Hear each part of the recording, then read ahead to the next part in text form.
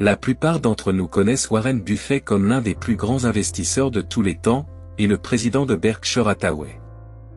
Mais un élément essentiel de la réussite de Warren Buffett, est son partenaire, Charlie Munger, qui est le vice-président de la société, et le bras droit de Buffett.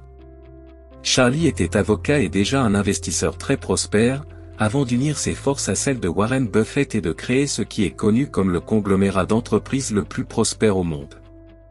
Dans cette vidéo, nous passons en revue la sagesse de Charlie sur l'argent et l'investissement.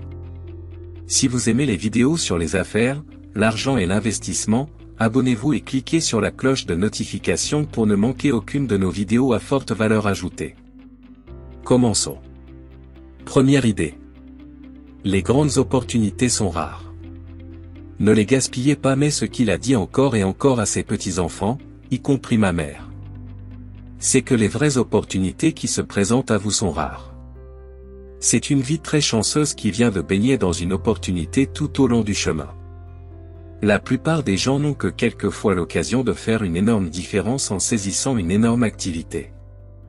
Et il a dit, quand vous en trouvez une, mes chers petits-enfants, et que vous pouvez clairement la reconnaître, saisissez-la et ne faites pas les choses à la petite semaine.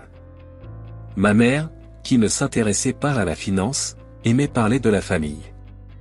Elle aimait transmettre les bizarreries de la famille, mais bien sûr, ce type était mon âme sœur. L'arrière-grand-père que je n'ai jamais connu. Et bien sûr, j'ai totalement adopté son point de vue et je dois dire que cela a fonctionné à merveille. J'aimerais donc vous faire part de la règle de mon arrière-grand-père Ingham. Partez du principe que vous n'aurez que peu d'opportunités dans la vie. Et quand vous aurez un Lollapalooza, pour l'amour de Dieu, ne restez pas là comme un petit lapin timide. Ne restez pas en arrière. Il n'y en a pas tant que ça. De ceux qui sont vraiment bons. Si vous prenez toute l'histoire de Berkshire Hathaway, si vous enlevez les 20 meilleures transactions, notre record est une blague. Eh bien, 20 meilleures transactions sur une quarantaine d'années. Cela représente une transaction tous les 2 ans, et nous y travaillons en permanence. La vie n'est pas un bain d'opportunités illimitées. Même si vous vous efforcez de les trouver et de les saisir. Deuxième idée, continuez à apprendre. L'autre grand secret, c'est que nous sommes doués pour l'apprentissage tout au long de la vie. Warren est tellement meilleur à certains égards dans ses 70 et 80 ans qu'il ne l'était plus jeune, que c'est presque génial si vous continuez à apprendre tout le temps. C'est énorme. Et nous aimons tous les deux cela.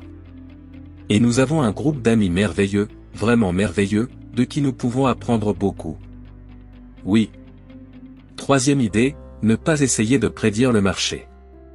Warren et moi n'avons pas fait notre chemin dans la vie en faisant des prédictions macroéconomiques réussies. Et en pariant sur nos conclusions.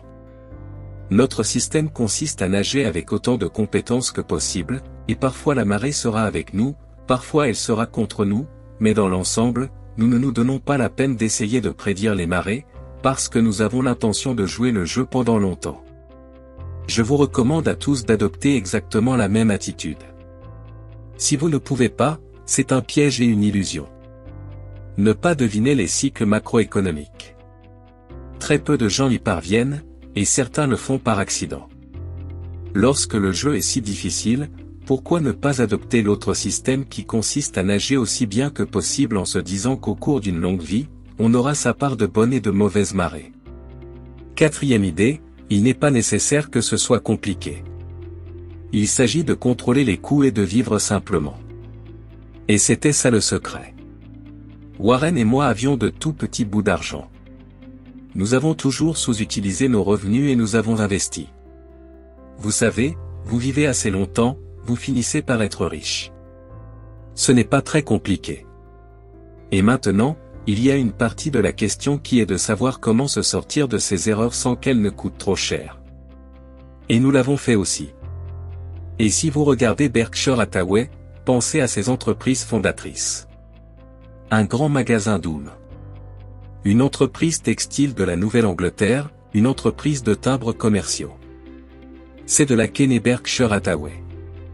Non, nous avons très bien géré ces pertes et nous les avons achetées à très bas prix. Mais bien sûr, cette cassette est née du changement de nos habitudes et de l'acquisition de meilleures entreprises. Et ce n'est pas parce que nous étions si bons à faire des choses difficiles. Nous étions bons pour éviter les choses typiques et trouver des choses faciles. Cinquième idée, trouver de grandes entreprises. C'est le principal secret de Berkshire. La raison pour laquelle Berkshire a réussi en tant que grand conglomérat, plus que tout autre grand conglomérat, à ma connaissance, dans le monde, la raison de ce succès est que nous essayons d'acheter des choses qui ne vont pas nécessiter beaucoup de personnel de gestion et de talent. Tous les autres pensent qu'ils disposent d'un grand nombre de cadres, d'un siège talentueux. C'est de l'orgueil. Si l'entreprise est assez mauvaise, qu'elle se dote d'un excellent manager, qu'elle a une mauvaise réputation et que le manager a une bonne réputation, c'est la réputation de l'entreprise qui restera intacte. Il n'est pas possible de réparer ces entreprises vraiment brillantes. On peut retirer l'argent, tout ce qui rentre, le liquider et en faire quelque chose d'autre. Mais la plupart des entreprises médiocres ne peuvent pas l'être. Mais à l'époque de Warren, c'est ce qu'il faisait. Il a acheté une entreprise d'éoliennes, dans une petite ville du Nebraska, et Warren ne savait rien de la gestion d'une entreprise d'éoliennes. Il l'a achetée parce qu'elle n'était pas chère. Sixième idée, connaissez vos limites, je le répète sans cesse. Ce n'est pas une compétence si vous n'en connaissez pas les limites. Vous avez été un désastre. Si vous ne connaissez pas les limites de votre propre compétence, Warren dit souvent, je préfère traiter avec un type qui a un QI de 130 et qui pense qu'il est de 125 qu'avec un type qui a un QI de 180 et qui pense qu'il est de 200, car ce deuxième type vous tuera. Il est donc très important de connaître le niveau de ses propres compétences. Comme vous pouvez le constater, l'acquisition de connaissances et la saisie de ces opportunités peuvent vous préparer à la vie. Nous sommes donc arrivés au terme de cette vidéo. Si vous avez aimé, n'oubliez pas de nous laisser un pouce bleu, et de vous abonner pour ne rien manquer sur notre chaîne. Et comme toujours, merci d'avoir regardé et on se dit à très bientôt, dans une prochaine vidéo.